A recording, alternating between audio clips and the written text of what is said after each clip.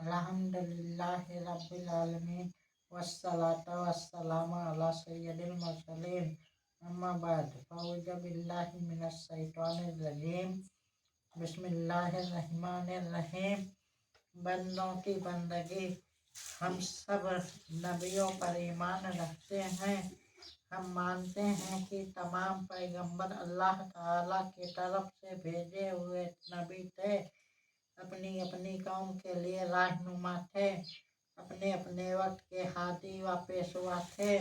ईमान मुफस्सिल और ईमान मुजम्मिल में हम सब जहाँ रब की रबूबियत का ऐलान करते हैं, वहाँ तमाम नबियों की नबूवत का भी इकरार करते हैं और सिर्फ उनकी नबूवत को ही तस्लीम नहीं करते हैं बल्कि उन पर नाजिल होने वाली किताबों को भी वही मिन अल्लाह समझते हैं।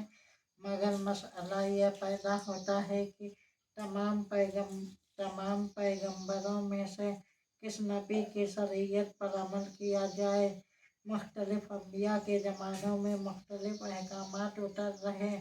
अगर हम तमाम अम्बिया के अहकामात पर अमल करेंगे तो ये सिर्फ मुश्किल ही नहीं बल्कि नामुमकिन भी है। अव्वल तो कुरान के अलावा तमाम आसमानी कुतुब और सहायफ का मिलना मुश्किल है, मगर मिलेंगी तो उनमें तहरीफ होगी, लोगों की बातें शामिल होंगी और अगर उन बातों में से किसी की वजाहत और तशरीह की ज़रूरत पड़े तो जिन अम्बिया पर आसमानी किताबें नाज़िल हुई उनके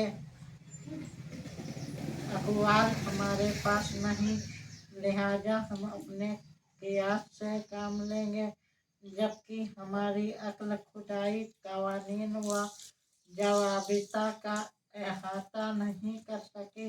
नतीजतन हमारे पास अपना बनाया हुआ ऐसा मलगूब तैयार हो जाएगा जो हम जैसे बंदों की काबिशों का समरा होगा। फिर हम खुदा की नहीं बंदों की बंदगी करेंगे। और दुनिया में ऐसा ही हो रहा है। जिन लोगों का खत्म नबूवत पर ईमान नहीं, उनका बंदों की नबूवत पर ईमान है।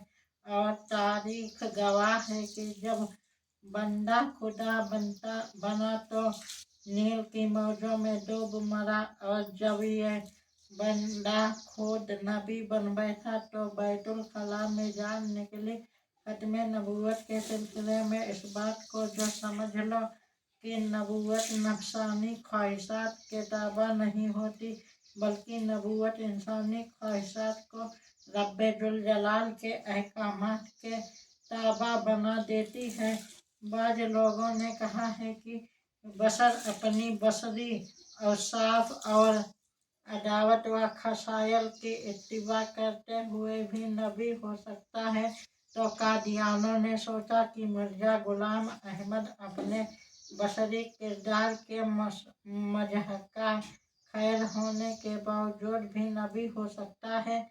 तुमने हुज्जत और दलील का हथियार तो खुद उन्हें पेश किया, अब उन पर एतराज कैसा। ईमान सिर्फ कलमा पढ़ लेने से ही मुकम्मल नहीं होता। जब हम ला इलाहा इल्लल्लाह कहते हैं तो इसका मतलब है कि हम में से कोई खुदा जैसा नहीं, और जब मोहम्मद रसूलुल्लाह कहते हैं तो उसका मतलब है कि हम में से कोई मुस्तफ़ा जैसा नहीं।